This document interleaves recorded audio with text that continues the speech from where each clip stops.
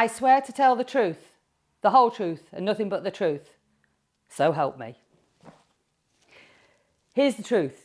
If you don't watch this video, honestly, your presentation will be dead. How did this confident world record holding England rugby player go from being afraid to be seen to being an in-demand international award-winning speaker in less than 12 weeks? So in this video, I'm going to reveal the most important thing that you need to know if you're going to be a speaker, if you're going to do presentations. And it's the one thing that most speaker trainers forget to tell you, but actually when you know this, you can be an amazing speaker and even an incredible human. And in this video, I'm going to reveal 3 tips that you need to follow. And also, Barbie's going to be able to help you too. So when it comes to public speaking, for some people, it's the biggest fear in the world, even higher than the fear of death.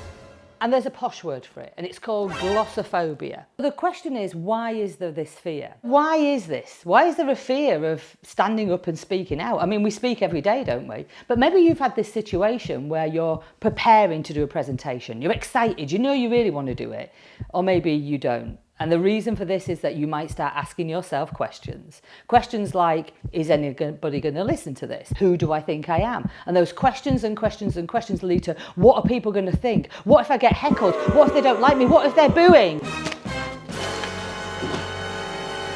Now, the reality is, you're probably not going to get pied these days. And even if you do, it's quite nice. So what is this all about? Well, of course, it's the fear of judgment. You are guilty as charged for not seeing the value in yourself. You are guilty as charged for not feeling good enough. You are guilty as charged for wrongly calling yourself an imposter. You are guilty as charged for not charging the right prices. So what is this judgment really about? Well, you see, it's about life experiences, isn't it? Remember Jane at the beginning that I said, you know, incredibly confident sportswoman, world record holder, rode across the Pacific. And yet when it came to public speaking, she did not want to do it. She would want to run away, hide, fight, you know, the fight, flight and freeze bit was coming in. So why is this? Well, what we did was we had to go back into Jane's past, what had happened to her as a kid. But what happened to her when she was a teenager was she was at an annual sports award for the school.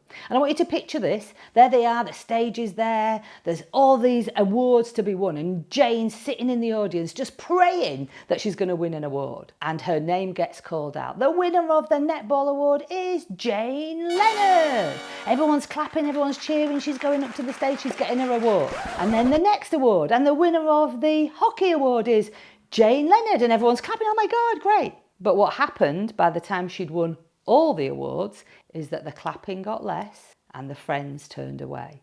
Picture Jane sitting at a table with awards not on the table, not smiling, not celebrating, but underneath the table. Because Jane's fear of standing up and being seen came from that event. And yet, the fact that she didn't do this meant that she couldn't inspire the kids and the people that she wanted to inspire who were asking her to do presentations all the time, to come and motivate people. So we had to do something about that. And of course, what we had to do was to just go back and sort out that memory that she had and switch it around. So what can you do if you're afraid of public speaking? This is where Barbie can help you, because a little bit like Barbie in the movie, where she was asked, did she want to stay in the plastic world or did she want to experience the real world? This is the opportunity for you to experience the real world. Let me share the 3 steps to helping you to be able to become a great speaker. Step 1. The first step is I want to invite you to change the word judgment to opinion. Now just feel that in your body. If you feel like you're being judged, of course, it's that, you know, awful feeling of like your life is going to be taken away from you. But an opinion, can you feel how it feels lighter in the body? Now, opinions are a little bit like bottom holes. Everybody's got one. You had an opinion when you started watching this video. You have an opinion about everything. But guess what? They can be positive as well as negative. Take out that pressure of judgment and move it to opinion. Step 2 is you've got to drop the belief that everybody's going to love you. I know, it's sad. But the reality is you just need to show up knowing, believing that you are sharing, you are serving, and that you have something that people will need to be helped by you. Some people will like you, some people won't like you. And that is just the truth, because at the end of the day, it's the same with you. You don't get on with everybody.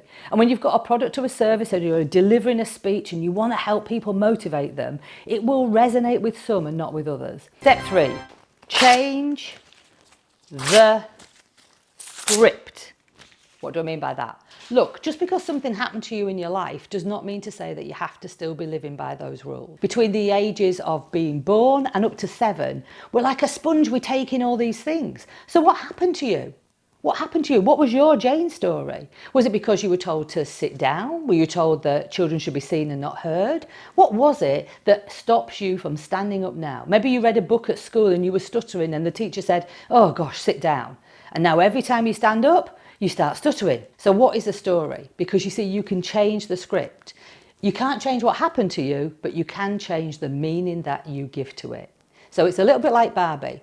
Do you want to stay in the plastic world and just be part of a story, or do you want to be part of the real world? You've got to be able to let go of that story. And here's something else. Come closer. Before you even start creating anything or talking about it, you've got to know your purpose.